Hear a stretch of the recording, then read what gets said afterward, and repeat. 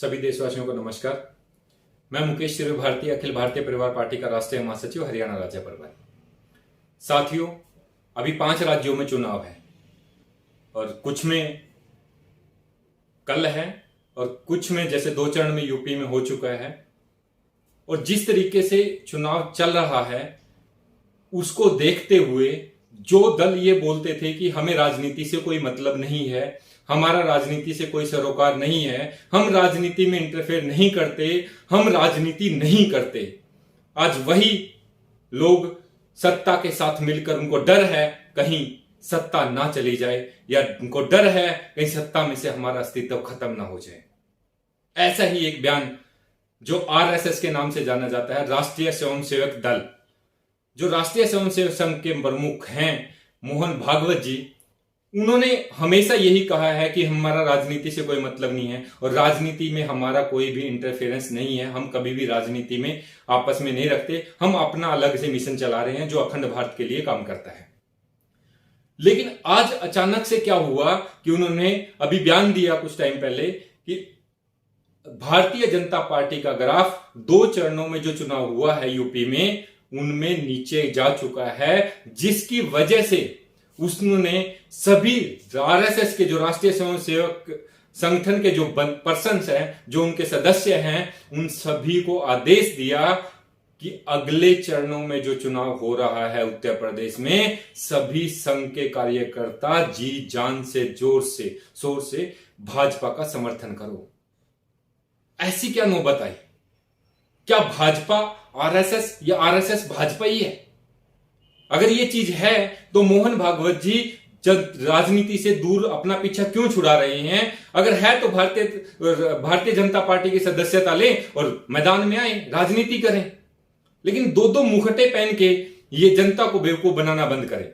और जनता समझ चुकी है कि जो चीजें ये कर रहे हैं, जिस तरीके से ये अपने आप में दिखा रहे हैं, ये हकीकत में वो नहीं है। इनकी मंशा कुछ और है।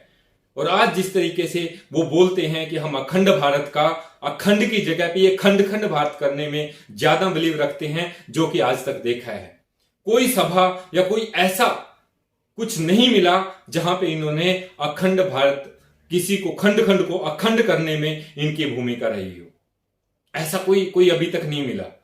और 9 दशक से भी ज्यादा का समय हो चुका है इस संगठन को चलते चलते, अभी तक ये नहीं पता कि ये कितने % किस रोड मैप पे कहां तक पहुंचे हैं। और जिस अखंड भारत की बात कर रहे हैं वो कब तक इनका अखंड भारत बन जाएगा, अभी तक इनके पास कोई रोड मैप नहीं है। 9 दशक से ज्यादा का समय हो चुका है। और आज एक बात और बोलना चाहूंगा कि ये भाजपा आरएसएस भाजपा, ये खेल क्या चल रहा है? अभी बात करें जो आज हमारे प्रधान सेवक है श्री माननीय नरेंद्र मोदी जी, वो भी तो संघ से ही निकल के आए हैं। तो इसका मतलब साफ है कि संघ भाजपा संघ एक ही हैं। लेकिन ये मुखट्टा बंद करें कि हम राजनीति से हमारा कोई सरोकार नहीं है, राजनीति से हमारा कोई लेन देन नहीं है। तो अगर लेन देन नहीं है तो अपने जो कार्यकर्ता हैं या जो अपने संगठन के सदस्य हैं, तो उनको ये आदेश देने की जरूरत क्यों पड़ी? ये तो साफ स्पष्ट हो चुका है कि भाजपा के जो जमीन है, जो ग्राउंड है, वो हिल चुका है, वो आज खत्म होता दिखाई दे रहा है। और 2024 में अखिल भारतीय परिवार पार्टी इन भाजपा और कांग्रेसियों को इस सत्ता से बाहर करेगी। आज मैं सभी मताधिकार का जो प्रयोग करना है, ये मत का अधिकार है, वोट का अधिकार है आपके पास, दान नहीं करना है भीख मांगने से, क्योंकि दयालु देश है और यहां पे कोई भी व्यक्ति अगर हाथ जोड़ देता है, अगर माफी मांग लेता है तो उसे माफ कर दिया जाता है। लेकिन अब मत करना। अब सोचना समझना कि किसको वोट देना है। जो किसान विरोधी है उसको वोट देना है या नहीं देना है, वो डिसाइड करना है। जो युवाओं के लिए जो बेरोजगारी के जो दरवाजे इन्होंने बहुत ज्यादा खोल दिए हैं, युवाओं को रोजगार नहीं दे पा रहे हैं, उनको वोट देना है या नहीं देना है। जो बात करें कि आज की जो आपातकालीन स्थिति की बात करें, उनमें जो क्राइम रेशियो बढ़ता जा रहा है, जो अपराध का, महिलाओं के ऊपर जो अत्याचार चल रहा है, महिलाओं के ऊपर जो रेप के मामले जो सामने आ रहे हैं, बहुत से मामले तो ऐसे हैं जो पुलिस के पास या सरकार के जनता के सामने ही नहीं आ पाते। वो हमेशा शोषण होता रहता है, तो उनको वोट देना है या नहीं देना है जो अपराध कर रहे हैं। ये चीज समझना है अभी, क्योंकि ये अधिकार है आपका, और यही अधिकार है जो इनका गुरूर और इनका घमंड और इनकी जो तानाशाही है उसको खत्म कर सकता है। आज मैं एक बात बोलना चाहूंगा कि जोर लगाए जितना भी लगा सकते हैं कि 2024 में इनको सत्ता से बाहर, ये जनता, ये किसान, ये बेरोजगार जो युवा हैं, वो सारे के सारे इनको सत्ता से बाहर करने का काम करेंगे। और उनको समर्थन के लिए अखिल भारतीय परिवार पार्टी, जो युवाओं की पार्टी है, जो एक आम परिवार से, गरीब परिवार से के जो कैंडिडेट होंगे, उन सब की मिलके आपके बीच का कैंडिडेट, जरूरी नहीं है कि जो अखिल भारतीय परिवार पार्टी में बैठा है कि उसी को टिकट मिलना है। अगर आप काबिल हैं, आपका बेटा काबिल है, आपका भाई काबिल है, आप उसको सत्ता में लेके आ सकते हैं। 2024 में अखिल भारतीय परिवार पार्टी उन्हीं कैंडिडेट को मौका देगी जो सक्षम हैं, जो वो काम कर सकते हैं, जो उन बातों को समझ सकते हैं, जो उस गरीबी को, उस हालातों को जान सकते हैं। ऐसा नहीं है ये एसी में बैठ के, यहां बैठने के बाद कमरों में, और ये आज देश चला रहे हैं। उनको क्या पता दर्द क्या होता है, उनको क्या पता गरीबी क्या होती है, उनको क्या पता एक आम परिवार में से अगर कोई मुखिया चला जाए जो कोरोना में गया है, उस परिवार के हालात क्या होते हैं। और अभी अभी भाजपा के एक गवर्नर ने बयान भी दिया कि मोदी जी बोले 700 लोग मर गए तो मेरे थोड़े ना मरे हैं। मरने दो, किसके मरेंगे, क्या फर्क पड़ता है। अरे उनसे पूछो जिसका भाई चला गया, उनसे पूछो जिनके ऊपर से, बच्चों के ऊपर से पिता का साया चला गया, उनसे पूछो जिनकी इकलौती औलाद थी, उनका वंश चला गया, उनका वो बेटा चला गया।